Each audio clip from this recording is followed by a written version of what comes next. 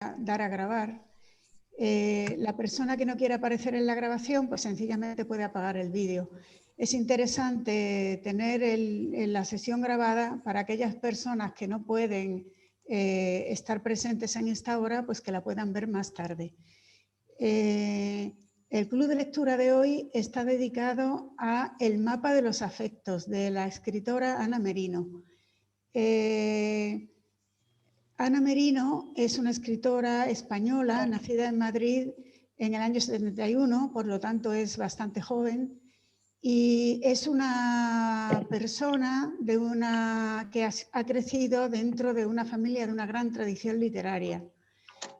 Para los que no conozcáis, me imagino que muchos ya habéis leído sobre ella y tal durante este mes de preparación de la lectura, pero os diré que Ana Merino es hija de José María Merino. José María Merino es nada menos que uno de los grandes de la literatura española. Para los que estáis introduciéndose en el ámbito de la literatura en español, yo os recomiendo infinitamente a José María Merino, sobre todo sus cuentos, porque es un gran maestro del cuento. Es además un escritor que ha tocado todos los géneros y bueno, es académico de la lengua desde hace 10 años, etcétera, ¿no? O sea, es un consagrado de la literatura. A mí me hace un poco de hablar de esto porque su hija se parece muchísimo al padre. O sea, Ana Merino toca todos los palos de la literatura. Ella se inició en el mundo de la literatura como poeta y ha sido siempre muy conocida como poeta. Este es su primer libro, Preparativos para un viaje, y ganó el premio Adonais del año 94. Esto os lo cuento también porque Ana Merino, con su primer libro de poesía, ganó el Adonais, que es un gran premio de literatura española, y con su primera novela gana el premio Nadal, que es otro gran premio de literatura española. Luego, esta escritora, en fin, no sé cómo deciros, puede ser bastante importante. Es una escritora, además, muy curiosa en el sentido que tiene una carrera muy dilatada. Ella estudió en la Universidad Autónoma de Madrid Historia Moderna y Contemporánea y ganó una beca Erasmus y se fue a Holanda, a una ciudad, Groningen, en Holanda, donde estuvo estudiando ya literatura. Y bueno, desde entonces no ha parado, porque de ahí se fue a hacer un máster en Estados Unidos en la Universidad de Ohio, después se doctoró, se ha quedado ya a vivir en Estados Unidos, lleva ya 20 y tantos años, y es en la actualidad lo que llaman en Estados Unidos full professor, que nosotros en español le llamamos catedrático o catedrática, de escritura creativa en español. Una cosa muy curiosa de Ana Merino, y yo no quiero tomar tanto la palabra, sino que habléis vosotros, una cosa muy interesante de Ana Merino es el cambio. O sea, es una persona que se está retando a sí misma constantemente. Como ejemplo os diré que llega a hacer su tesis doctoral y en lugar de hacer una tesis doctoral, pues qué te digo yo, sobre lo que ella domina, ¿no? Literatura, poesía, por ejemplo, que le hubiera sido relativamente sencillo, pues se inventa, por decirlo así, una tesis doctoral sobre el cómic latinoamericano, o sea, un ámbito en el que ella era completamente nueva. Y sin embargo, esto ha marcado en gran modo su vida, esta inmersión en el mundo del cómic. Y es muy curioso porque cuando leéis la novela esta, bueno, si leéis su poesía también, pero si leéis El mapa de los afectos, veis que hay continuas referencias al mundo del cómic, de los superhéroes, etcétera, ¿no? Y es por eso, porque ella es una gran especialista en esta cuestión del cómic. Ana se va a unir a nosotros, como os he dicho, en la segunda media hora. Para ella serán las 11 de la mañana, lo que para nosotros las 6 de la tarde, porque se une desde Iowa. Y bueno, dice que será puntual, pero viene de una cita del dentista, así que no sé si podrá hablar mucho con nosotros. Yo os voy a dar la palabra, pero primero os quería hacer notar, en primer lugar, el Midwest. El Midwest americano El Medio Oeste, que se llama allí, es la localización de la novela. Esta novela se localiza precisamente donde ella vive, en el Midwest, en Iowa. Para las personas que conozcáis Estados Unidos, habrá muchas cosas que os resulten familiares, porque la novela no deja temas sin tocar. Para mí, que he vivido 3 veces en Estados Unidos y 5 años, una de ellas en el Midwest, y que conozco muy bien Iowa y todo, desde los puentes de Madison hasta el American Gothic, hasta las comunidades Amana, pues es un retrato perfecto. O sea, es asombroso cómo puede, claro que lleva muchos años viviendo allí, pero es que lo capta todo. O sea, no deja. Yo empecé a hacer una lista de temas típicamente Midwest que aparecen en esta novela y la dejé de hacer porque era tan larga que no podía.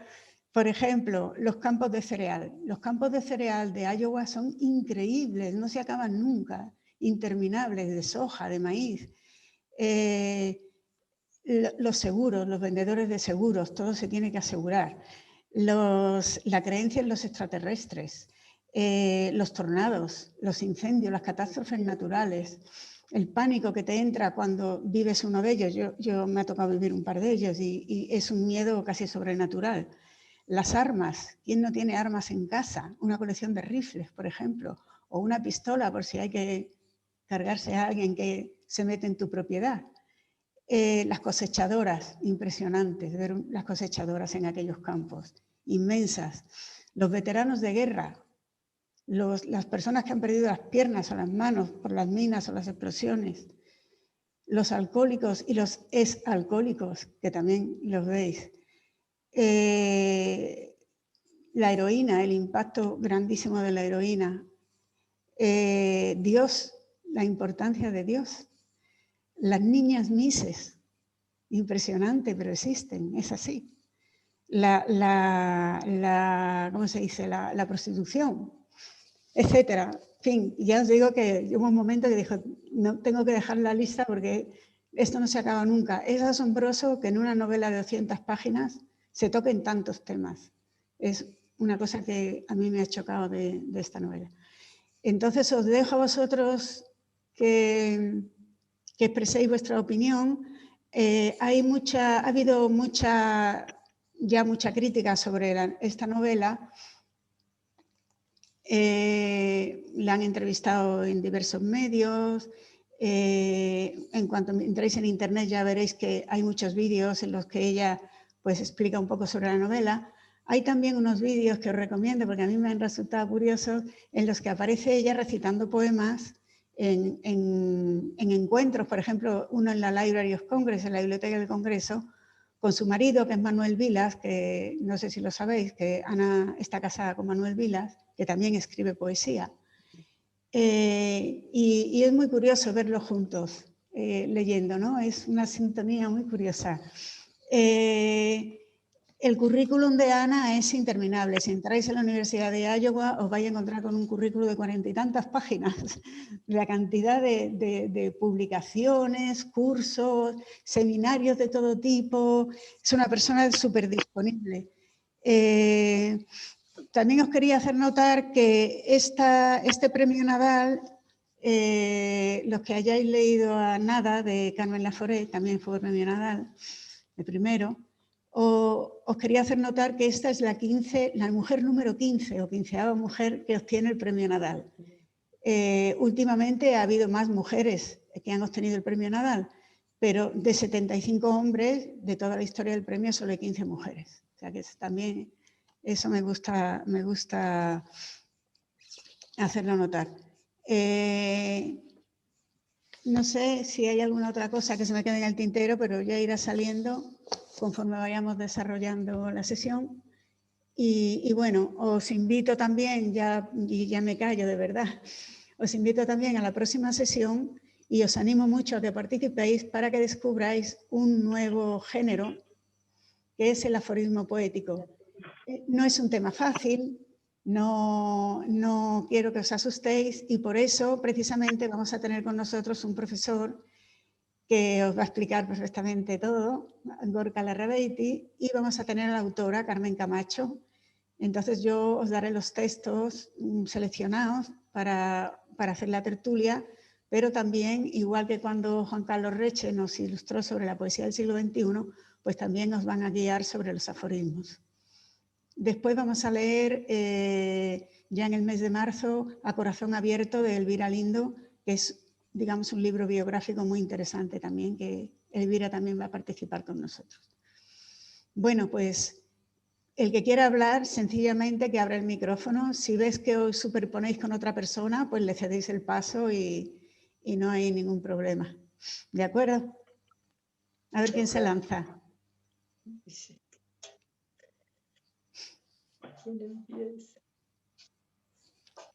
Anímate, Beatriz.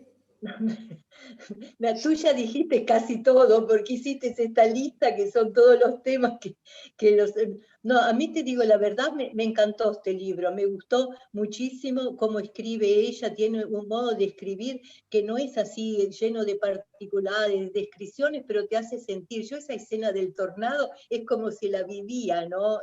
Y además encuentro, al principio puede ser que es un poquito difícil, ¿no? Porque empieza con los nombres, Valeria, uno no sabe, pero después se vuelven casi como los amigos que te cuentan cosas, entras en esta red de personas y trata, como dijiste tú, todos los temas más importantes, ¿no?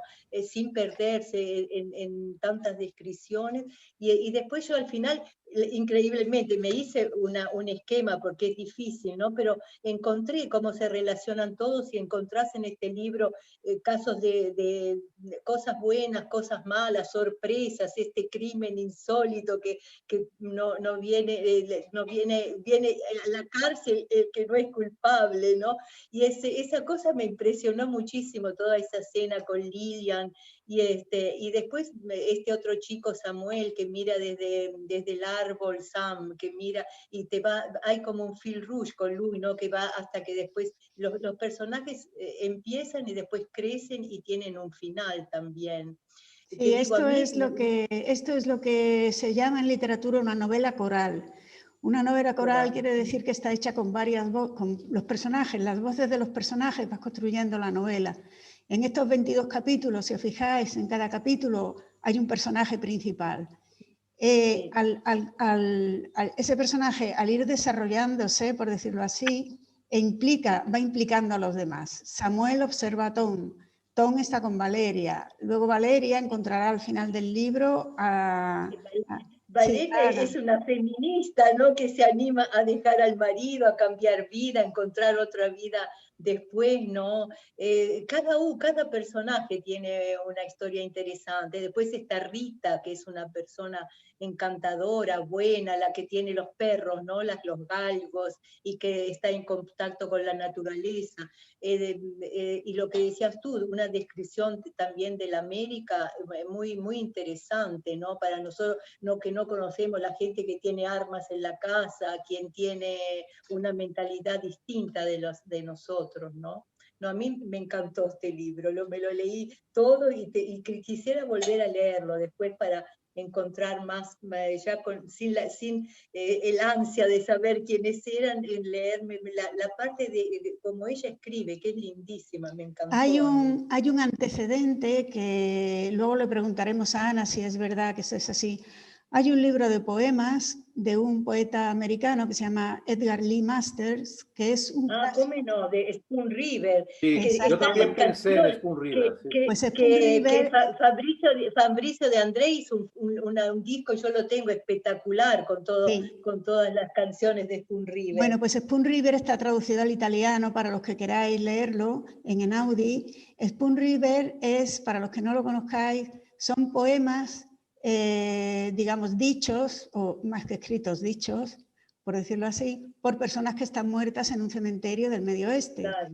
Entonces las tumbas hablan y dicen pues su felicidad, su desgracia, su X, lo que sea, de un modo unas imágenes muy plásticas, muy bonito de leer. Lindísimo. Sí. Y para concluir, no hablo más, termina también con una poesía de Idea Vilariño, que yo como uruguaya no puedo decir que me ha conmovido mucho, una poesía preciosa también, ¿no? Sí. Bueno, basta. Y ahora que tiene que hablar Cristina, Katia.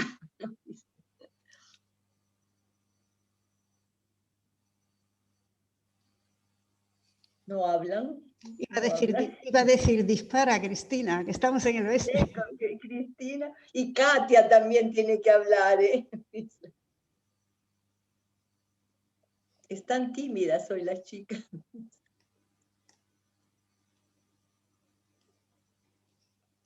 ¿Qué pasa? Bueno, ya puse la voz, ¿eh? Ah. ¿Se me oye? Sí, ahora sí. Bueno, no sé, voy a añadir algo más porque ya habéis dicho mucho sobre el libro. Me ha interesado mucho el tema de la guerra, que es un tema que ella ha tocado mucho, porque ella habla de la guerra en todas las salsas, ¿no? La guerra absurda, la guerra del desierto, adicción a la guerra, guerra y vida, guerra en telediarios, temer la guerra, guerra, locura colectiva, estrés de la guerra, en fin. Es un continuo, ella habla mucho de la guerra y me imagino que esto está un poco también el tema de, claro, de vivir en Estados Unidos y entonces es uno de los temas que me han interesado del libro. Hay una frase que me ha dejado bastante, digamos, que me ha tocado bastante, dice: la guerra es la gran soledad que nombra a los humanos y nos iguala a todos. No existe un momento de tregua. La historia, la religión, la realidad es una guerra continua que simboliza la descomposición misma de todos los cuerpos que habitan en cada presente. Este es el tema que más me ha interesado. En realidad, entrado en los personajes, digamos que encuentro que la persona que es más equilibrada, pues es Rita, ¿no? Es el personaje, digamos, yo creo central de esta novela, ¿no? La que une un poco las buenas personas, porque ella tiene mucho, creo que el libro tiene también este punto sobre la bondad de las personas, ¿no? Y en Rita es donde se encuentra este personaje central y equilibrado, ¿no? Ella ayuda un poco a todos, ayuda a los que puede, a los que encuentran un momento de necesidad, ayuda a Aurora, ayuda a su hija Diana a salir de su estado de abandono, ¿no? También Rita ayuda a Alfredo, ¿no? que tuvo un accidente de coche muy grave en la carretera y ella se paró para ayudarla. Entonces, también como personaje bueno, yo creo que es la que mejor cubre este tipo de idea, ¿no? De las buenas personas que en el libro de alguna forma quieren salir, ¿no? Voy. Y Cristina, después... Cristina, ¿sí? Perdóname, te voy a interrumpir un momento, ahora sigues hablando sin problema. Sí. Porque voy a saludar a Ana Merino, que se ha conectado con nosotros. Hola, Ana. Buenos días. ¿Qué tal? Muy buenos días. ¿Cómo estás? Bien, con muchísima nieve, pero bien. Ya me imagino.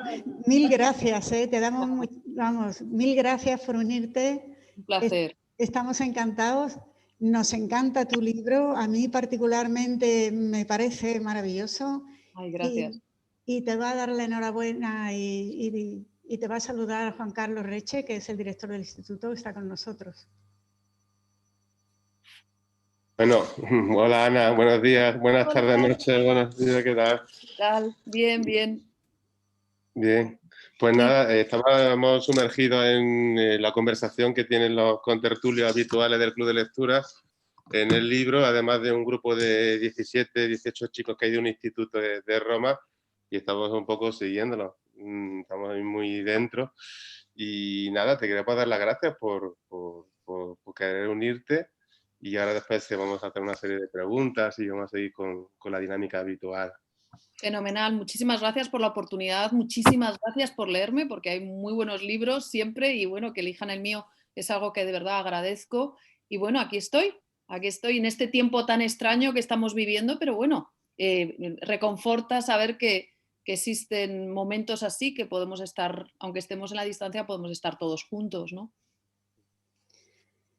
Sí, la verdad es que sí, que es un lujo tener a los autores. Ya hemos tenido con nosotros esta temporada a Irene Vallejo, a Laura Freixas, a tantos autores, ¿no? Que es una maravilla poder estar en directo con ellos, verdaderamente.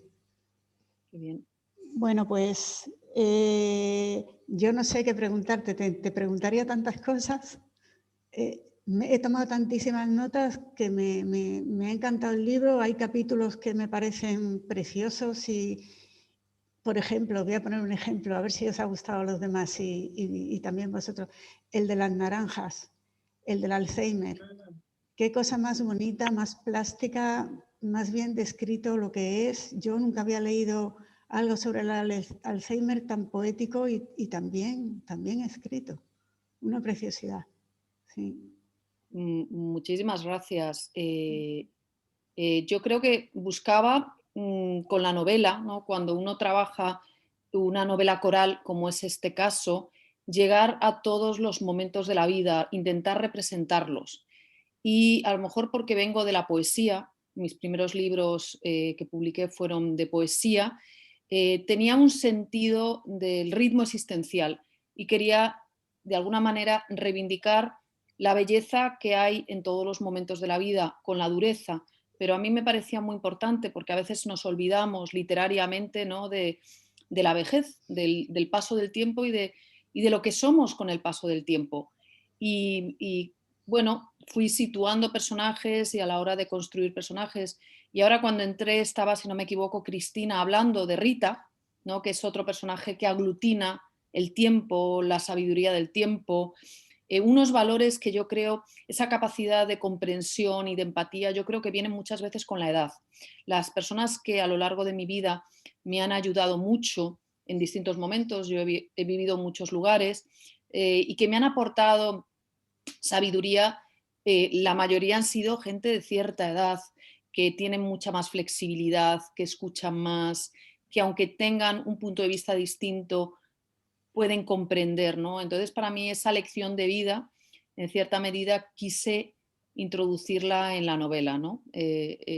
Cuento que esta novela que llego a la narrativa desde la madurez. Me atrevo con la narrativa cuando descubro que otros espacios literarios también muy interesantes en los que he experimentado no me permitían aglutinar vidas de una forma tan compleja como me permitía la novela. Entonces, y llego, pues eso, con una experiencia de vida que se traduce en otras voces que he ido escuchando y que me parecía importante reivindicar.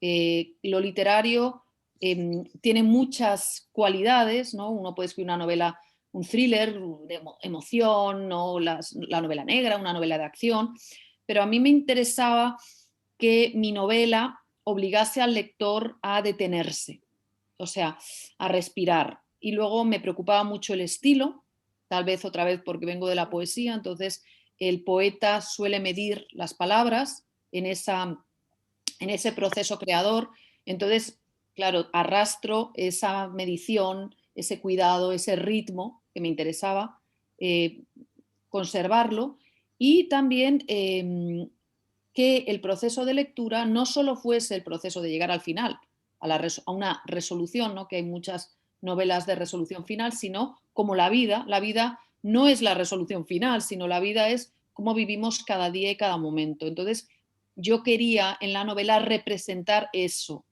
el tiempo de vida de cada momento. Y no sé si lo logré, pero bueno, esa era, o sea, cuando hay a veces intención y piensas, ¿no? En el proceso creador, cuando vas trabajando los capítulos, revisando, ¿no? Yo buscaba eso. Y tal vez, de nuevo, porque vengo a lo mejor de la poesía.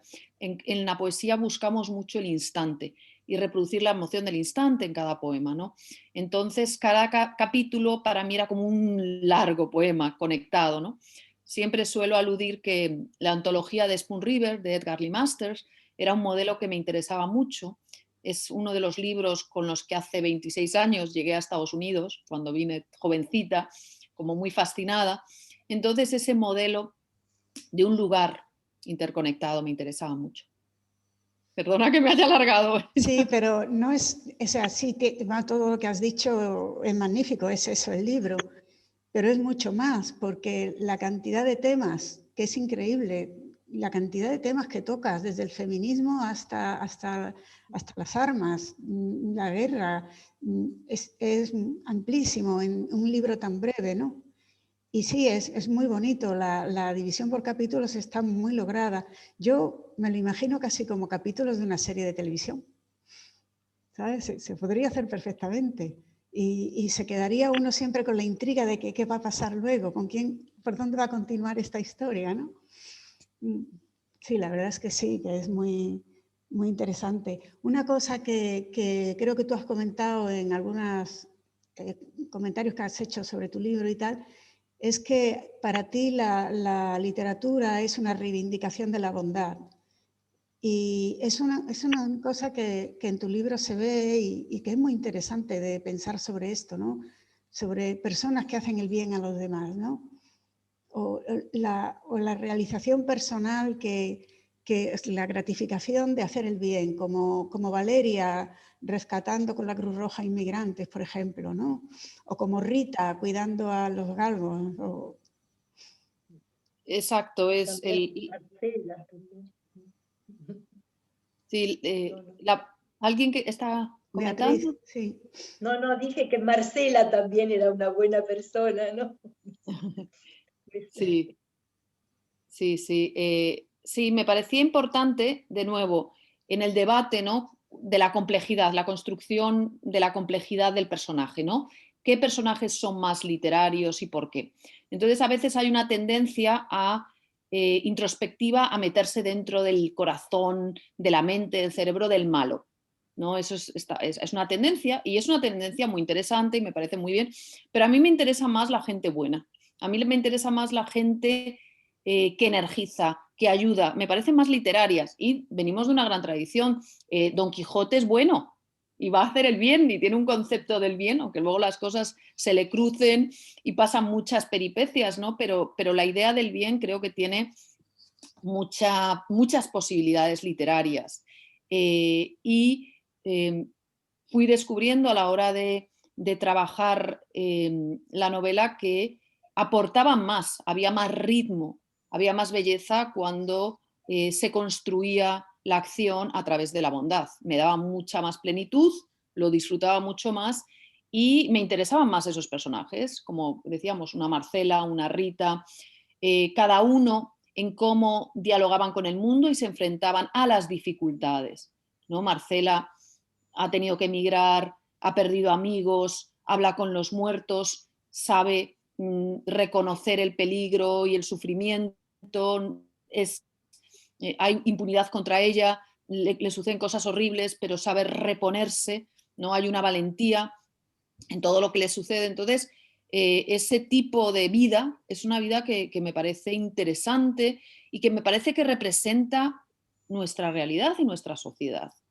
Hay más gente buena que gente mala, porque el mundo, y como lo cuenta la novela, sale adelante con el sustrato de la gente buena. Si como sociedad seguimos aquí, ahora, ya han pasado tantísimos siglos y seguimos aquí y ahora, ha sido por la tenacidad y por el valor de la bondad.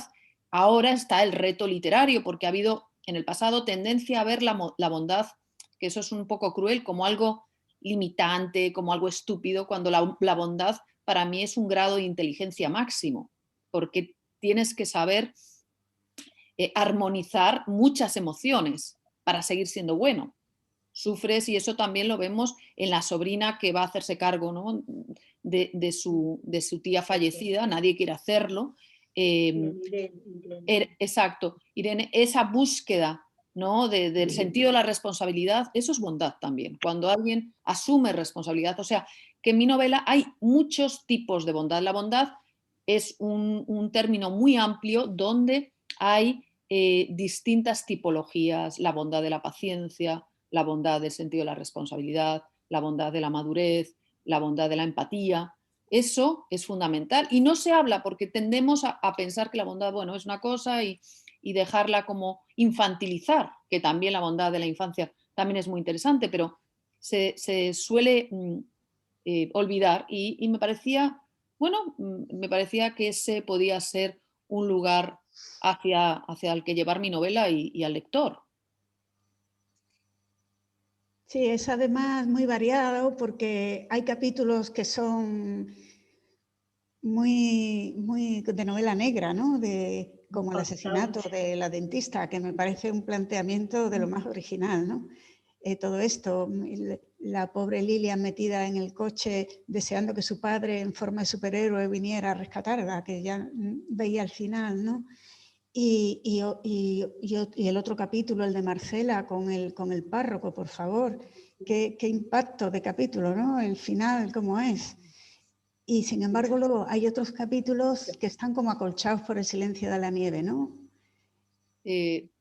Sí, efectivamente, porque vivimos muchos momentos, suceden muchas cosas a la vez y eso me interesaba también representar esos paralelismos, ¿no?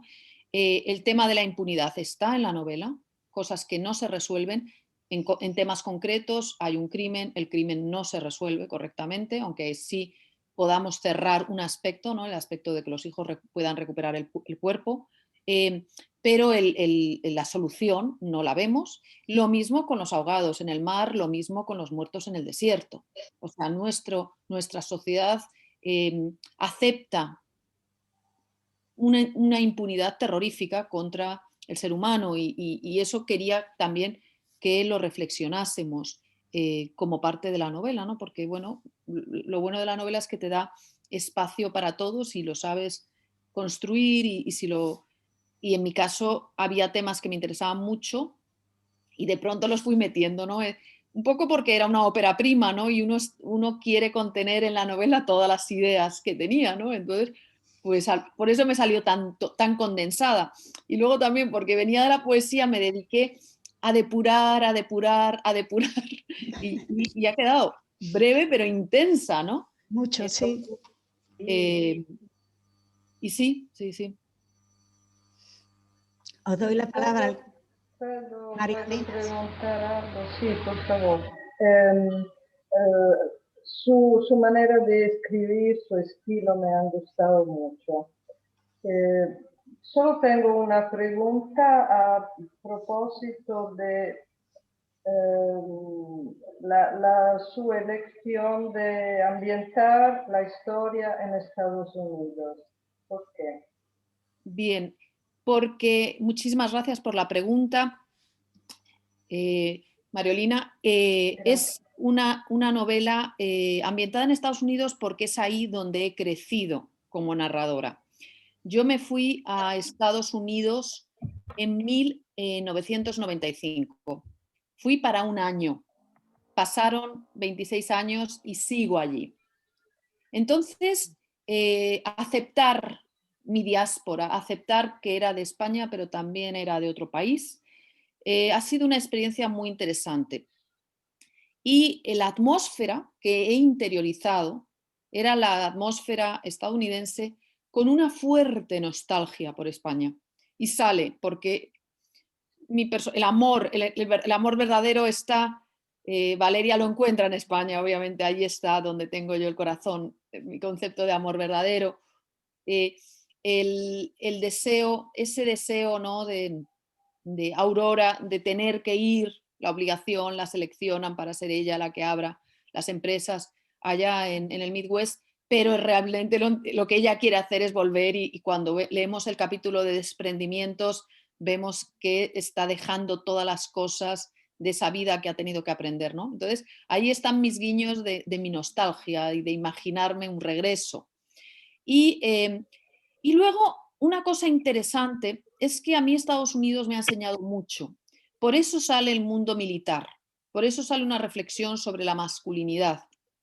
Yo no me había planteado el mundo del ejército ni de los soldados hasta que no me fui a Estados Unidos y viví de cerca. Mi primer destino fue la universidad. Cuando termino la tesis doctoral en el 2001, mi primer destino fue Appalachian State University, en las montañas de North Carolina, de Carolina del Norte.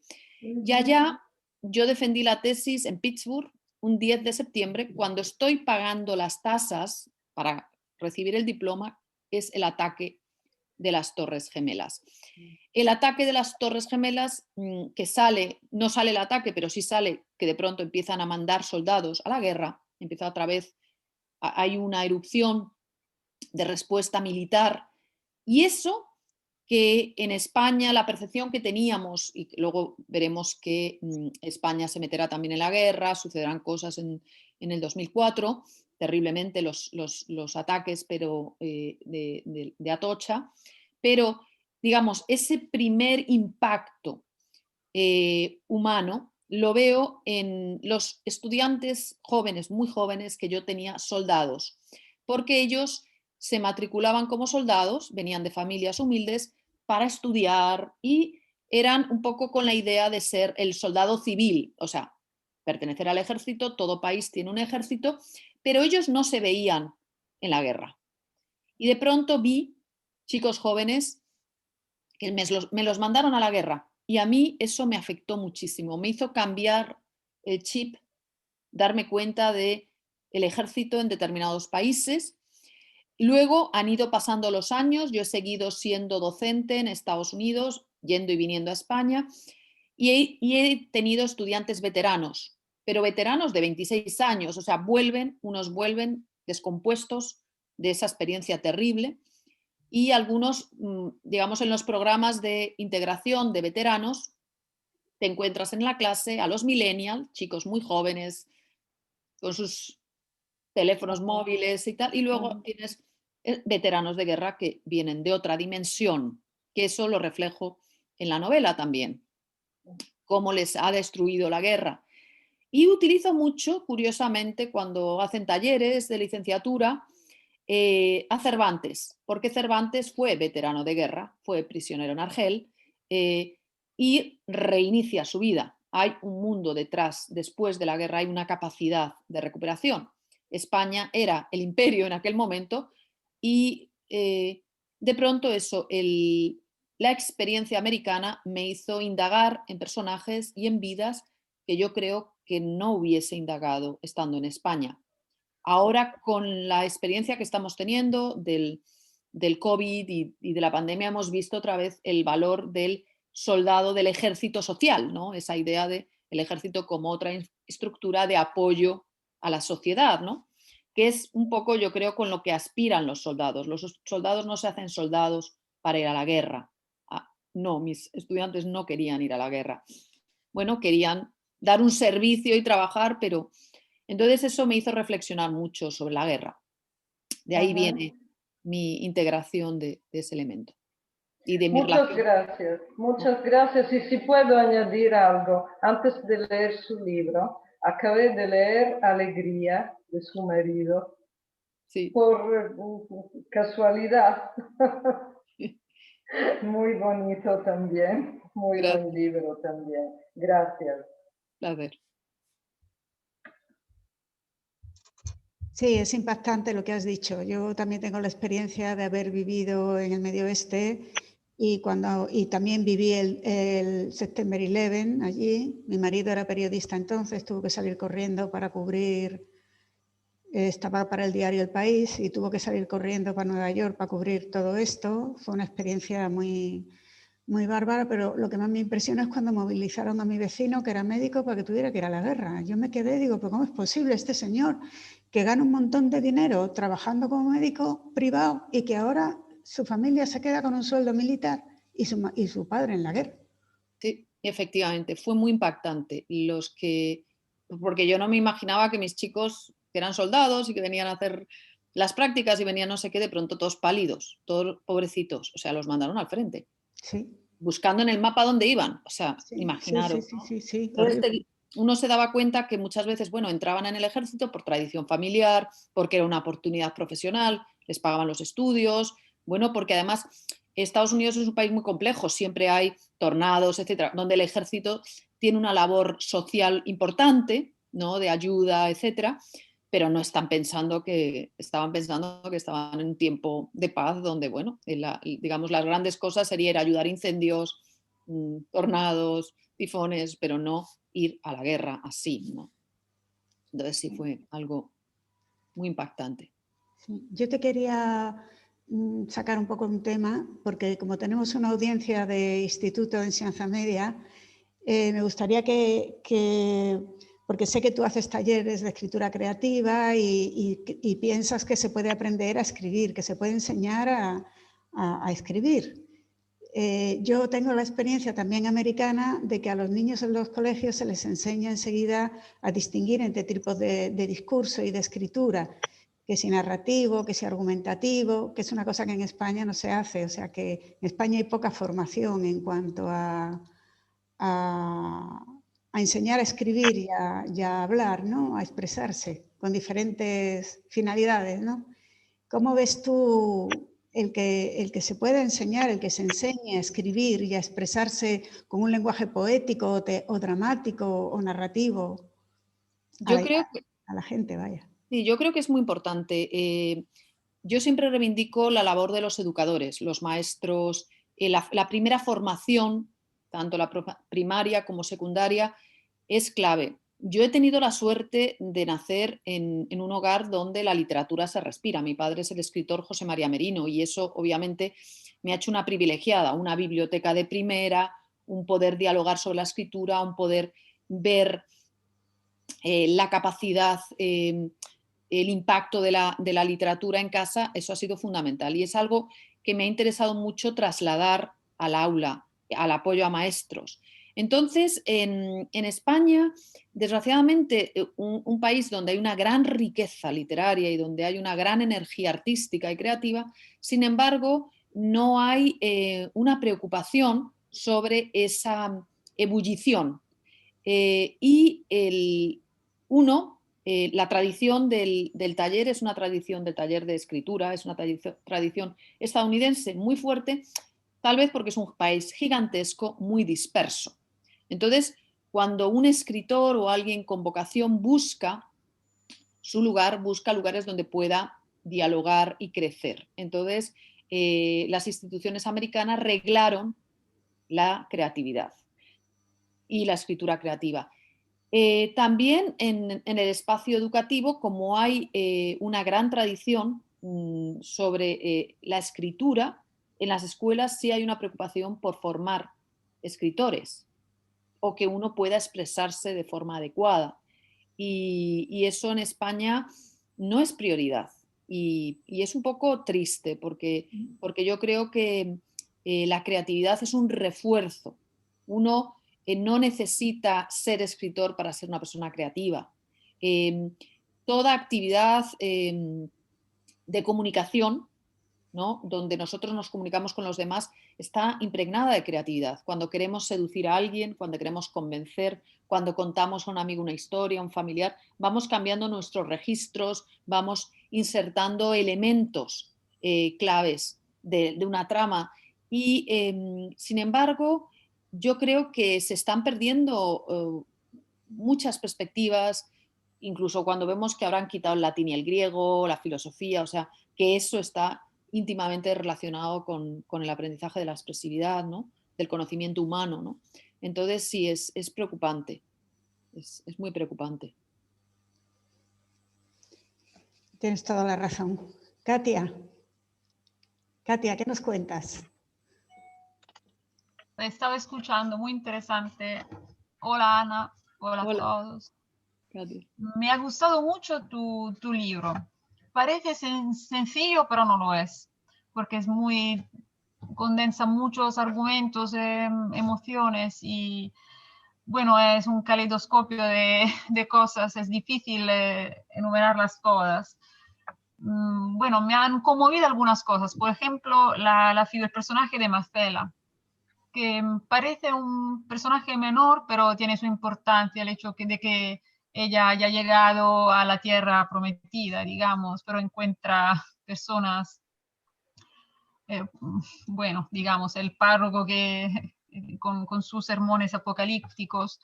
Y Y me ha gustado mucho el abrazo final entre Valeria y Adam, porque empieza con Valeria, me parece, sí, empieza con Valeria, sí, y se cierra en un niño que es un adulto, es un joven, que ha perdido su madre y que en ese abrazo veo como la bondad universal, como que el hipo, me ha gustado mucho la frase, la he apuntado porque si no, no me la voy a acordar.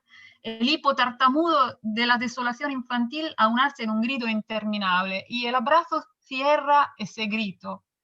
Me ha gustado mucho ese aspecto maternal de Valeria, ese aspecto que se ha apuntado a la Cruz Roja para ayudar a los que llegan el hecho de que los cadáveres no resulten invisibles para ella. Y lo dice Manuel, dice, parece que está bien, pero Manuel sabe que la conoce, se ha enamorado de ella, que no va a digerir los cadáveres, aunque aparezca entereza, digamos.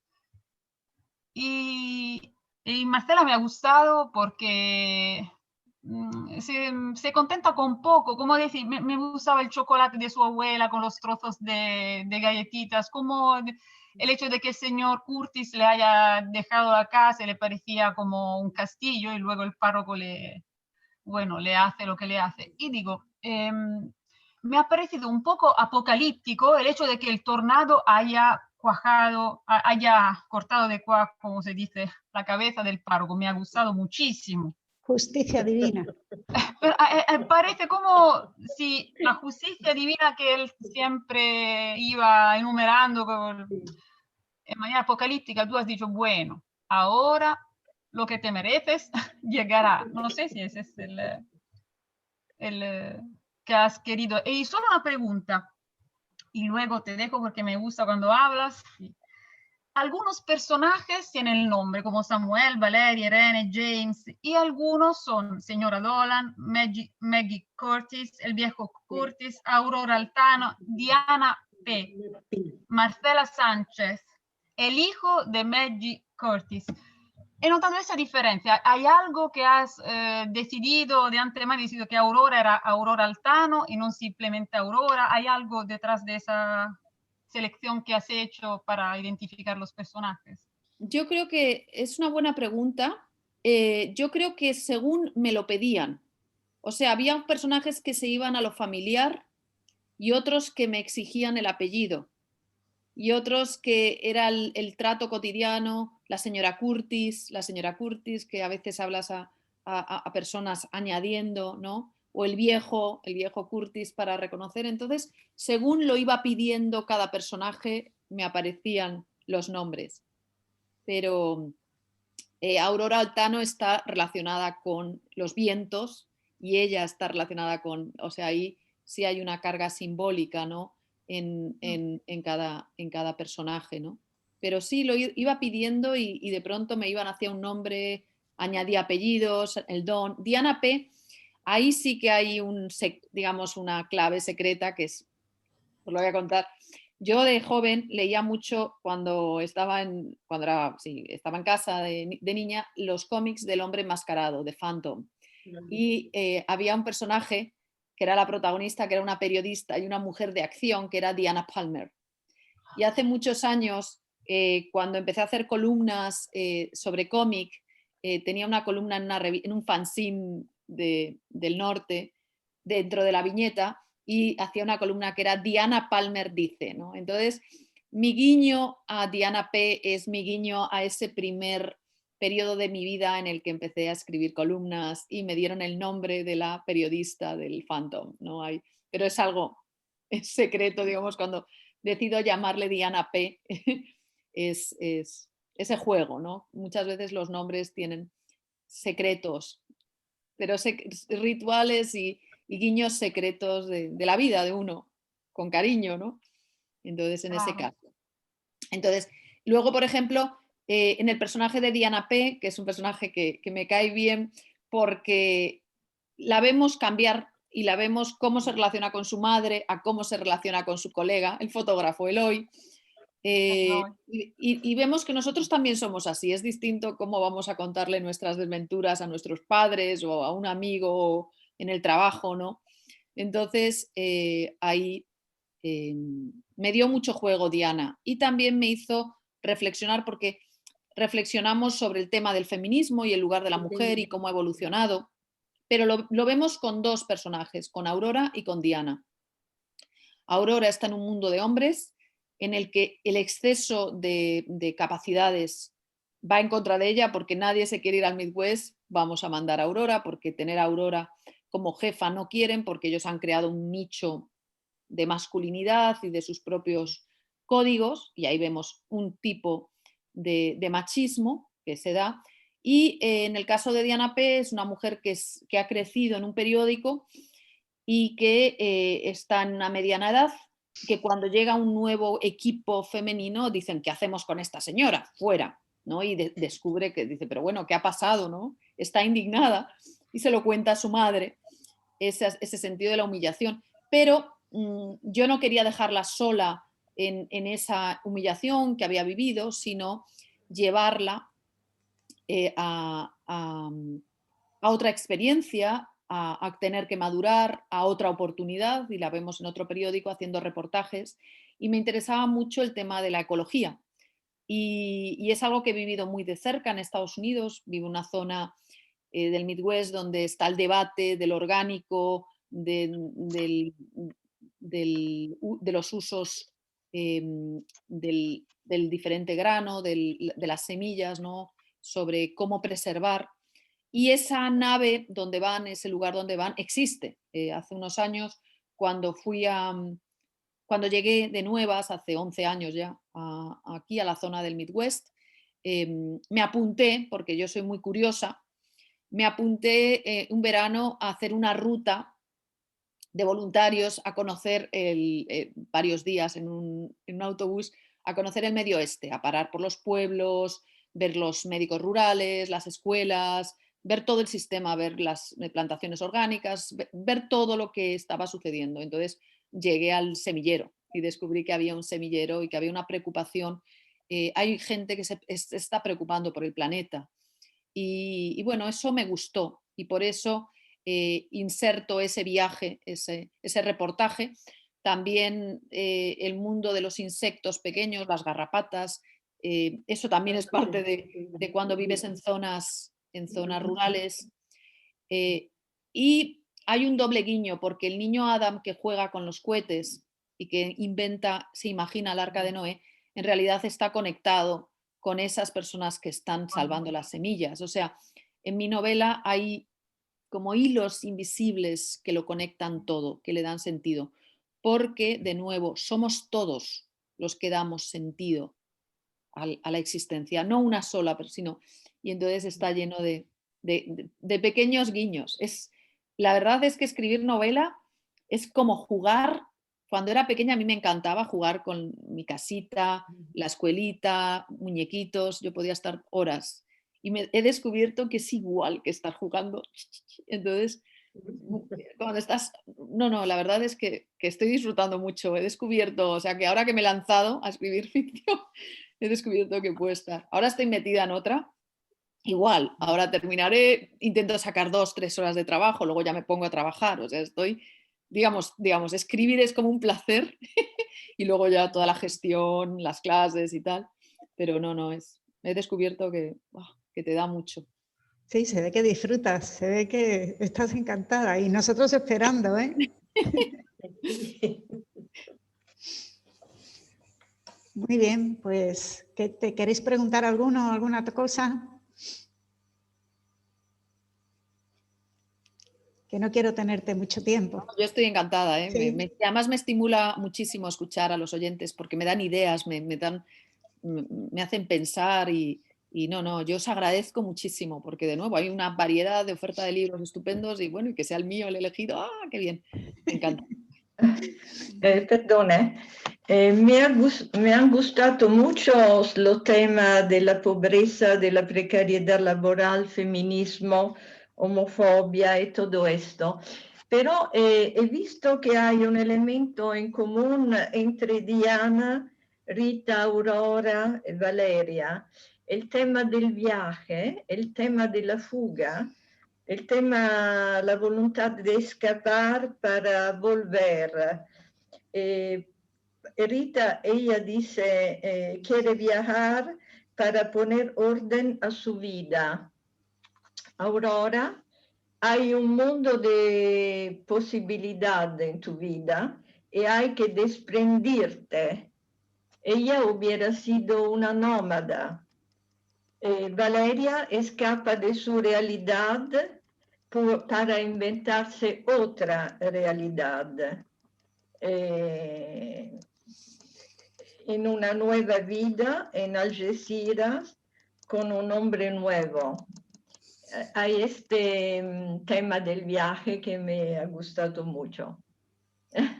Muchísimas gracias. Y efectivamente, el viaje es parte de mi vida, mi experiencia viajera. Yo soy nómada, me fui para y llevo 26 años más, porque primero fui a Holanda a estudiar.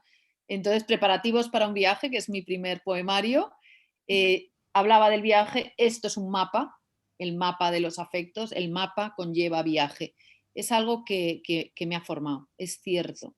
Hago que mis mujeres, son mujeres fuertes, mujeres capaces, viajen, todas viajan, porque Marcela viaja buscando un lugar. Es que es verdad, todas mis mujeres están en constante viaje. Y Rita, que de pronto quiere pensar cuando le deja a Samuel, ese Samuel, le tengo mucho cariño a Sam, porque Sam es muy estático, digamos, sería de los personajes, lo masculino tiende a ser estático, tenemos los que se van a la guerra pero vuelven, ¿no? Como una obligación, no como un descubrimiento, y Sam, que ordena el mundo y que se conforma con, es reponedor en un supermercado y es su día a día y su gran pensamiento es cómo reconocer las cosas.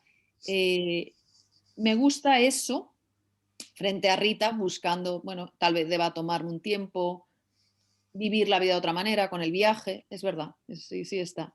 Y a mí el viaje me ha ayudado mucho, viajar me ayuda a serenarme. De pronto estaba en España, vuelvo a América, pues la aventura de pues, las grandes nevadas, los lugares, gente distinta, otras formas de pensar. Eso me gusta, soy muy observadora y me gusta ver cómo es cada cual, ¿no? Y estimula también la creación, ¿no? Estimula los temas y todo, ¿no? Sí, a mí hay personas que viajar les puede ocasionar pues, estrés y necesitan otro tipo de relación con el espacio. En mi caso, hacer la maleta, ir a otro lugar, llegar, aprender los códigos. Me gusta mucho aprender los códigos. Soy muy observadora. Durante los años de la carrera en Pittsburgh y en Columbus iba a congresos y yo siempre durante muchos años he sido una usuaria de la Greyhound, del autobús de la Greyhound, y me he recorrido Estados Unidos, Canadá, tal, en Greyhound. Y yo era de las que se pone a hablar con el de al lado y observa al de atrás, o sea, y la Greyhound, pues desde que estaban, por ejemplo, los Amish que no pueden viajar, o sea, grupos, los menonitas que no llevan, o sea, vas conociendo, puedes ir en un autobús y ser 10 perfiles culturales, sociales, totalmente distintos. Y yo soy también muy sociable, ¿no? Hablo con todo el mundo, me paro, es parte de mi personalidad. Y eso yo también quería que estuviese en la novela, ¿no? Gente de ese temperamento. Me gusta la gente, es que es así. Entonces soy de las que necesitamos, porque a veces, bueno, voluntario para no sé qué, yo me apunto. Todo el tema, por ejemplo, de los tornados, pues el año pasado está presente, ¿no? El año pasado me hice un cursillo de primeros auxilios. Leí, el hospital ofrece cursillos de primeros auxilios. Yo me apunté rápidamente, digo, hombre, hay que saber primeros auxilios. No nos enseñan, debería ser obligatorio, ¿no? A reanimar, ¿no? Como reanimar a una persona si tiene un colapso. Entonces ya me apunté, aprendí mucho y claro, voy al cursillo y me encontré pues, a los sanitarios que estaban haciendo el cursillo para refrescarse, ¿no? Vas conociendo personas. Y luego me apunté también al cursillo de Stop the Bleeding, de parar la sangre.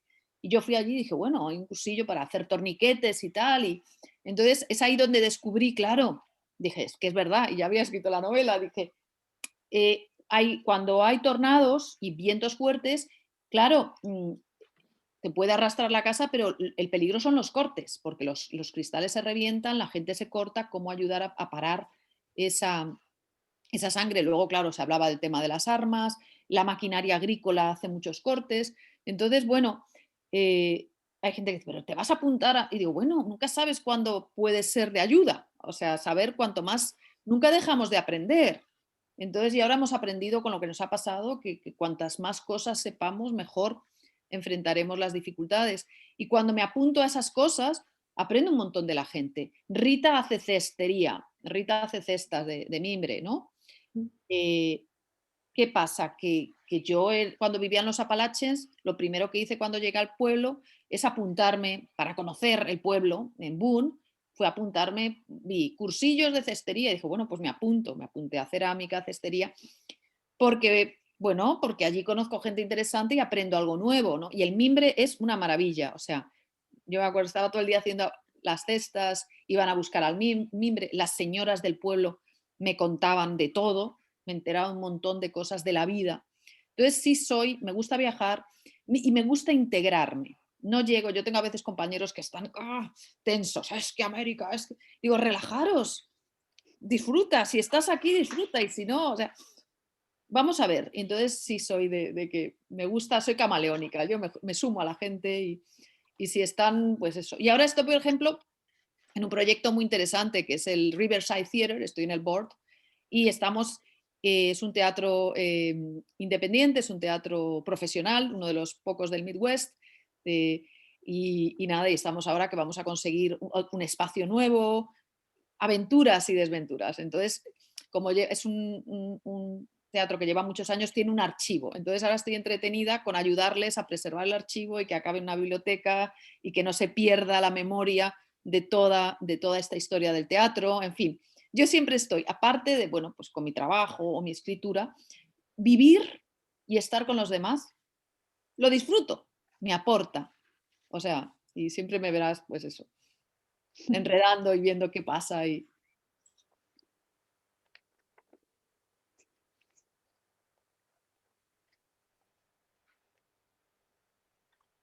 Bueno, ¿puedo? Sí. Hola, buenas tardes, Ana. Hola. Has estado hablando, pues eso, de la literatura de mujeres y ya que se habla de escritura femenina, yo sé que en Estados Unidos hay muchos estudios, hay cátedras de literatura, de escritura de mujeres, ¿no? Algo que aquí en Europa, pues por lo menos en la Europa mediterránea es todavía un poquito como que cuesta, ¿no? Yo tengo un doctorado que se centra en literatura de mujeres. Entonces veo que a lo mejor Centro Europa tiende mucho más a valorar este tipo de escritura o cuanto menos a estudiarla como una materia de estudio, ¿no? Aparte, que se merece su tiempo y sus investigaciones y todo eso. Entonces, visto esto, ¿podrías decirnos, hablarnos algo tú de quiénes son tus referentes de escritura de mujeres, o si tienes algún referente o si todo nace de ti y punto, ¿no? No sé si he enfocado bien la pregunta. No, es una buena pregunta porque nosotros somos de lo que leemos, ¿no? Y es verdad que en Estados Unidos hay una gran preocupación por el conocimiento abierto. Quiere decir, yo cuando estudié en Pittsburgh, en Pittsburgh había estado de profesora Marion Young, que luego ya se va a Chicago, o sea, estaba, por un lado, Spivak, que había fundado el Centro de Estudios Culturales, que yo estudié, me especialicé en fumeto, en cómic, pero también estaba toda la vertiente del debate de la mujer, y eso lo he integrado mucho, por ejemplo, en mis investigaciones de cómic. Una cosa es la tesis y el trabajo de la ideología, y el área que cubrí fue un espacio predominantemente masculino porque es la mayor producción que hubo, pero sin embargo me he preocupado y en mi segunda investigación, mi segundo libro que publiqué, un capítulo extenso sobre el underground femenino, que quienes hacían en los 60 en Estados Unidos, que mujeres hubo, grandes mujeres que me han interesado mucho. En el mundo de la literatura, para mí ha sido un personaje clave que me encanta, ha sido Gabriela Mistral, porque me interesa mucho los estudios, lo que yo llamo los estudios de la infancia.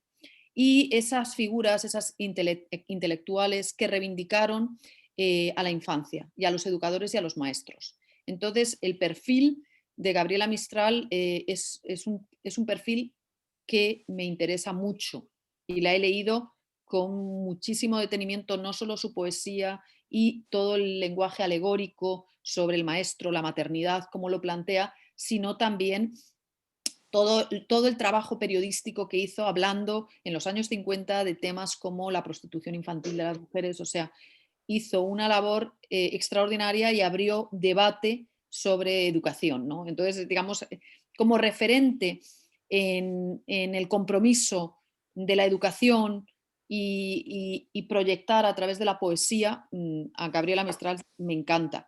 Tuve la suerte de trabajar con Raquel Lanceros hace unos años y publicamos un volumen que se titula Poesía soy yo, en el que recuperamos 82 voces femeninas de poetas. Creamos ese libro para, desde las históricas, desde finales que habían nacido a finales del 19 hasta los años 60. ¿Españolas? Sí, españolas y latinoamericanas. Se titula el volumen Poesía soy yo, con un fin pedagógico, en el sentido que seleccionábamos 5, 6, 7 poemas de cada una y con una nota biográfica y con una introducción un poco explicativa, con el sentido de ampliar lo que se llama ampliar el canon, ¿no? Entonces, no empujar a nadie, ¿no? Sino decir, oye, que No. las autoras, no, porque a veces se pone la gente como, yo no estoy peleando sobre si es mejor o peor, no estamos discutiendo eso me pasa igual cuando trabajo cómic y reivindico la voz del cómic, ¿no? De autoras de cómic, ¿no? Lo que quiero es que la biblioteca tenga más estanterías. Yo digo, aquí no estamos peleando, sino que haya más estanterías, ¿no? Y, por ejemplo, hay perfiles de autoras, me encanta Beatrix Potter. Beatrix Potter, la creadora, ¿por qué? Porque es una ilustradora maravillosa, porque con su forma de ser ella recupera, es la que inicia lo que se llama el conservacionismo en Inglaterra, de salvar grandes extensiones de terreno para preservar la naturaleza. Entonces, yo creo que es que estoy pensando, digamos, ese tipo de perfil de lecturas que he hecho. Y la verdad es que sí, a la vez que yo leía autores hombres, he ido leyendo a mujeres, ¿no? Emilia Pardo Bazán, La Tribuna, a mí me encantó. O sea, no tendemos muchas veces a pensar en autores, en hombres, y no nos damos cuenta que las autoras también indudablemente nos están aportando muchísimo. Y hay una gran labor que hay que hacer de recuperar la memoria de esas voces, ¿no? Entonces, yo creo que sí, que a la vez que he ido leyendo autores hombres, también he ido interiorizando autores mujeres y he tenido más curiosidad a veces por esas autoras, por cómo se enfrentaron no solo a la hora de crear, ¿no? Y su obra en sí, ¿no? Sino, pues eso, cuando leemos a Sor Juana Inés de la Cruz, decir cómo, ¿no? Cuando no solo sus poemas o sus piezas teatrales, sino, bueno, cómo se estaba enfrentando a la sociedad, ¿no? La carta, cómo se representa ella, ¿no? Eso también me interesa, no solo la labor creativa, sino el lugar de esa autora en el mundo y cómo trasciende ese lugar. Queda marginada, una Emily Dickinson que se olvida, o sea, que surge luego, o no, eso me interesa mucho. Una idea Vilariño, cómo se enfrenta a la sociedad, al amor, al desamor, ¿no? Entonces, yo creo que en mi caso, la voz de las poetas ha estado muy, muy presente. He sido muy lectora de poetas, mujeres. Bueno, los poetas leen mucha poesía, ¿no? Para poder, ¿no? Crear, creo. Yo no soy escritora, pero... Y sí, creo que leernos es bueno, claro. Sí. Muchas gracias. Un placer. Y entre los hombres, los escritores hombres, ¿alguna ¿Hay alguno que le ha gustado más? Que, Claro, sí, cuando... también es una buena pregunta, tiró porque algo. sí, cuando me habéis preguntado por mujeres, rápidamente he dicho Gabriela Mistral y he hablado de esa poesía que se acerca y luego, bueno, he pensado en Idea Vilariño, pero o una Emily Dickinson, pero cuando pienso en hombres, yo soy muy fan de Marcel Proust. Cuando yo era al final de mi adolescencia, mi primera juventud, tuve una época muy difícil de salud, porque empecé a tener, en mi adolescencia al final empecé a tener ataques epilépticos, yo soy epiléptica, y la epilepsia brota, yo de niña tenía sonambulismo, ausencias, pero no sabían realmente reconocer cuál era el problema. Y en la adolescencia empiezo a tener ataques. Y estamos hablando, ahora voy a cumplir 50 años, o sea que estamos hablando de hace 30 y algo. Quiere decir que la investigación clínica sobre neurológica no era la misma que hay ahora. Y además que todo lo neurológico y lo mental ha evolucionado muy poco. O sea, no han investigado tan bien como con otras dolencias. Entonces me enfrenté a una época muy difícil. De esa época yo creo que sale la poeta, porque en la poesía encuentro la plenitud, la armonía curativa, ¿no? Pero durante un tiempo tengo que reposar porque tardaron mucho en darme la medicación adecuada y me crearon fotofobia, mucha ansiedad, mucha angustia. Y casualmente estaba en la estantería de casa de mis padres En busca del tiempo perdido y me lo leí entero y me ayudó. O sea, yo siempre pienso, Marcel Proust fue clave en aquel momento de mi vida, de verdad. Yo estaba muy angustiada, no me atrevía a salir a la calle, me habían dado ataques muy fuertes en la universidad, la gente me había visto. Y además que cuando te da un ataque epiléptico, te da el ataque, te golpeas, en fin, y cuando despiertas, sueles estar en el suelo y ves la cara de pánico, ves de pronto un círculo de caras de pánico mirando. Entonces, ¿qué habrán visto? ¿No? Es la idea del monstruo, porque claro, el ataque te echas espuma, te desencajas, te golpeas, en fin.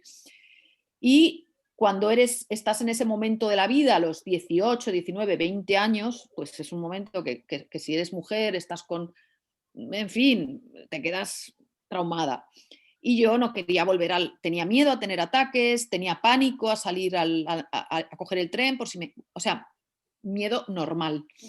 Entonces me quedaba en casa y en casa me dedicaba a leer. Y En busca del tiempo perdido fueron los 7 volúmenes que me los leí mientras iban encontrando, medicándome, haciendo análisis para encontrar un anticonvulsivo que me permitiese ser funcional. Y lo asocio a ese momento, porque de pronto es una literatura introspectiva, pero también es histórica, está en un periodo histórico, son las emociones. A mí fue clave hasta que, incluso porque sale todo el caso Dreyfus, todo el antisemitismo en Francia, me dieron matrícula de honor en historia contemporánea y dice la profesora, ¿cómo sabes tanto? Y yo pensando, pero sí, está en la literatura, sí me lo ha contado Proust. No, o sea que si tengo que pensar un autor que me ayudó en un momento, Marcel Proust. Ajá. Gracias.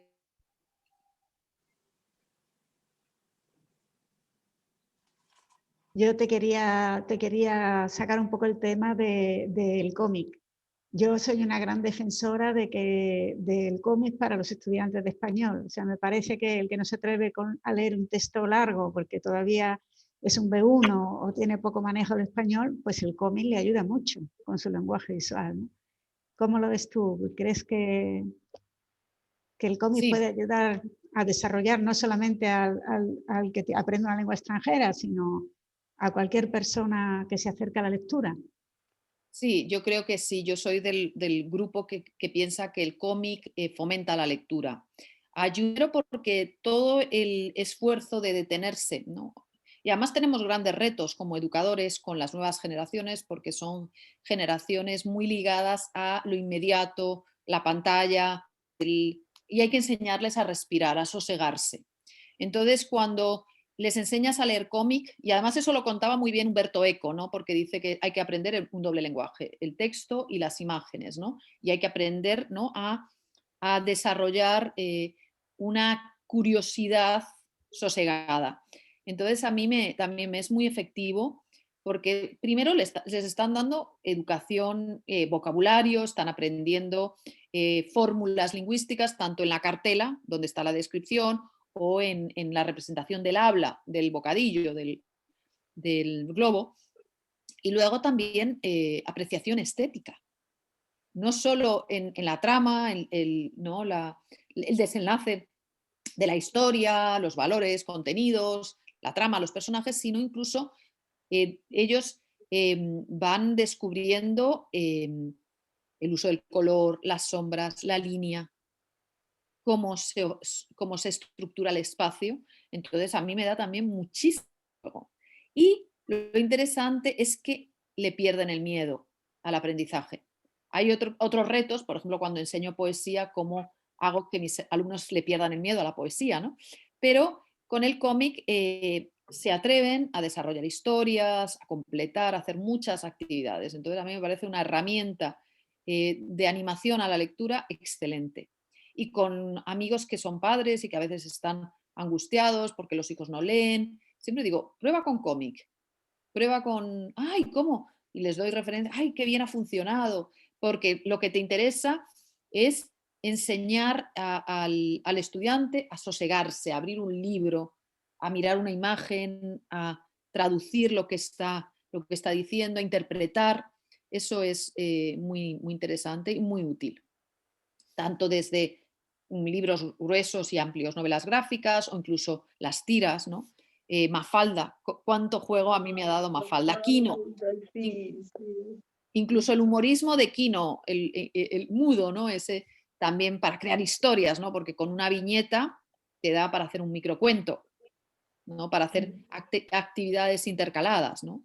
Le pones una viñeta muda y tienen que generar una historia, ¿no? Cosas así. A mí me encanta. Una herramienta fabulosa. Donde sia Mafalda un campionario di umanità, no? Che anche in questo libro se ve en un país tan chico como Iowa se puede pasar todas estas cosas, ¿no? ¿Y qué te parece la noticia de hoy de Disney? Que la censura porque no son políticamente correctas las películas antiguas. Sí. ¿Qué me parece? Bueno, yo creo sí, que han censurado, es que no me he enterado de la noticia. Cuéntame. Sí, pues que las películas de Disney antiguas están sometidas ahora a censura con advertencia de que no son prohibidas para niños menores de 7 años. Pero, claro, lo que pasa que es, ¿han cortado escenas o qué es lo que, No, qué es lo que han hecho? No se pueden enseñar a niños menores y cuando se ven ya niños más mayores hay que hacer advertencias de que si racismo, de que si agresión, de que si... Lo que está pasando es que, y eso es una cosa que yo estoy experimentando también en el aula de clase desde hace años. Por ejemplo, yo he trabajado mucho con clases de cine, ¿no? Cine español, y el cine español de los 80 es un cine muy explícito, ¿no? Entonces, esto que me estás contando, que están haciendo ahora Disney, me estoy acordando que yo lo he tenido que hacer desde los 90, cuando en el temario, el syllabus, lo que llamamos, pongo, bueno, cursos de clases de cine y pongo atención, el cine español tiene una relación diferente con el cuerpo, con la sexualidad, con el erotismo, ¿no? Entonces parece, y a lo largo de los años cada vez he tenido que ser más explicativa, más pedagógica, incluso cuando doy clases de cómic y nos toca el underground y tenemos que trabajar Robert Crumb, etc. Yo a veces tengo que explicarles a mis alumnos, decir, no te lo tomes al personal. Una obra que se ha hecho en los años 60 te está hablando del contexto social e ideológico de los años 60. No te está golpeando a ti. No te puedes si vas a ser un verdadero científico, un verdadero investigador, tú no te puedes estar ofendiendo. de un mensaje que no te lo están lanzando a ti, sino que tienes que verlo con pensamiento crítico, con espíritu crítico. Entonces, este tipo de respuesta que se está haciendo, pareciera que toda la historia, que en el revisionismo de la historia, de la producción cultural, tuviéramos que estar advirtiendo porque no somos capaces de educar a las personas. Hemos dado tanto peso a la emocionalidad individual que no hemos educado a una persona para mirar de forma objetiva. O sea, la educación objetiva es fundamental, es decir, tú puedas entender el punto de vista del otro, puedas estar totalmente en desacuerdo, pero entender por qué llega a esa expresión o a esa mirada y tú tener tu propio punto de vista y establecer un diálogo y en el que esa persona que tenga un punto de vista distinto no te afecte, no te, oh, es que no pienses igual, me está dañando, ¿no? Parece que ahora el peso de esa emocionalidad nos impide tener una perspectiva objetiva. Entonces, lo que hizo Disney es seguir los protocolos, parece, del sistema universitario, ¿no? Parece que para curarse en salud no quiere que de pronto le acusen, yo qué sé, por los aristogatos, ¿no? La representación del grupo de unos gatos jazz, imagino. No lo sé, tengo que... Sí, es interesante lo que me has dicho porque ahora cuando termine me voy a poner a mirar qué ha pasado con Disney, ¿no? Pero me recuerda, lo que me acabas de contar, me recuerda a algo que he tenido que aprender aquí, ¿no? Esa preocupación, y que ya viene desde los 90, sobre todo, pues eso, en mi experiencia cuando ponía películas españolas, porque de pronto, pues lo que a mí me parecía normal, la desnudez, besos, era como, ya más que en los 80 les encantaba, o las películas de Almodóvar, ¿no? Que tenías que realmente advertir, porque si no se te ofendían. Y incluso ahora, a veces, de pronto estoy enseñando un cómic y antes de enseñar un momento va a haber imágenes, fuerte contenido sexual, fuerte contenido, y me doy cuenta y digo, wow, qué sensibles se han vuelto los jóvenes porque están interpretando todo como si les estuviese golpeando a ellos. Y la historia, aprender historia, es también ser responsable y asumir lo que ha pasado. No puedes borrar lo que ha pasado. Lo que tienes que hacer es conocerlo y razonarlo y ser crítico, pero yo creo que es contraproducente tratar de borrar el pasado. Eso pienso yo, que hay que fomentar el pensamiento crítico, no estar de acuerdo con todo lo que te tragas con los medios sociales o lo que te bombardean y asumirlo todo como si fuera verdad. Y sin embargo, pues no saber poner las cosas en su contexto, que es lo que es, ¿no? Las mujeres nunca, el feminismo empezó cuando empezó, el hombre vivió en las cavernas, en fin, que te quiero decir que la historia es la historia. Claro, la historia nos da pautas, nos da una trayectoria, pero realmente la historia no la podemos cambiar, ¿no? A veces cuando estás investigando y encuentras unos materiales, bueno, sí, nos faltan personajes, sí, hay las voces de los marginales, de los subalternos, pues no están. Bueno, vamos a completar el puzzle, pero no vamos a tirar las otras piezas porque faltan las otras, o sea, vamos a intentar completar. Yo siempre soy de sumar, no restar, ¿no? Ni de enfrentar. Yo creo que no podemos pedir responsabilidades al niño que nace mañana siendo niño, porque igual que se nace la niña, nace el niño, entonces se van a encontrar nuevos retos. Lo que queremos es que llegue a un mundo donde haya mayor entendimiento y mayor conocimiento. Pero no les vamos, igual que a las mujeres iba esa tendencia de cargarnos el pecado original, no les vamos a hacer a los niños que nazcan ahora cargar otro pecado original, ¿no? De haber sido ellos los, ¿no? Porque incluso cuando yo estaba investigando, esa masculinidad patriarcal era la que les mandaba a ellos a la guerra. Y todos los que han muerto, y eso lo cuenta Rita, a mi marido lo mandaron y lo mataron, ¿no? El personaje de Rita. Eso también es patriarcado. O sea, que millones de hombres hayan muerto en la guerra durante siglos, no les hacía más fuerte a ellos. ¿Qué ha sido de esas voces? ¿Qué ha sido de esos soldados de muertes absurdas, de guerras? ¿no? Eso también es la masculinidad. ¿no? Entonces, por eso yo creo que hay que analizar la historia entendiendo todos los personajes, entendiendo todos los estratos de poder y cómo se construyeron, pero el poder masculino es un poder masculino. Hay otras masculinidades que han sido machacadas también y que han sufrido muchísimo. Entonces, bueno, hay que analizarlo todo y asegurarnos de que niñas y niños que nazcan ahora lleguen a un mundo mejor. Fundamental. Así es. Bueno, ¿tenéis alguna otra pregunta que se os quede en el tintero? Ana, ¿para cuándo tenemos el libro nuevo? No lo sé, pero estoy trabajando muy intensa. Me encantaría el año que viene. O sea, me encantaría. Estoy muy avanzada con una novela y me encantaría poder sacarla el año que viene, porque el año que viene tengo mi sabático. Y digo, bueno, ya sería perfecto porque estaría en Europa, en España y que el año que viene ya esperemos que ya tengamos la pandemia, controlada, ¿no? Seguiremos aquí todos en casita cuidándonos, pero yo confío. Ana, perdona, una curiosidad, bueno, enhorabuena por el libro. Gracias. Me uno a todos, a todas las alabanzas. Una curiosidad, has dicho que estás disfrutando con la ficción, con la novela. Sí. ¿Y por qué has dado el paso ahora y no antes? Porque soy una persona con un poco más de madurez. Yo creo que para enfrentarse a la ficción, los poetas brotan en la juventud, porque la poesía es un lenguaje de emociones, de búsqueda del yo, el yo poético, la voz poética. Y la novela me ha llegado con el sosiego de la madurez. De verdad, o sea, con una capacidad para escuchar a los demás. Para mí la novela es el mundo que me habla, personajes que me hablan, que eso también lo experimenté con el teatro, porque he escrito teatro. Entonces, de pronto me interesa lo que me cuentan otros personajes. Ya no es mi vida en primera persona, que también está esa literatura maravillosa del yo, pero me gusta la ficción. Me gusta. Entonces, de pronto me he sentido capaz de comunicar cosas, de construir personajes y lo disfruto.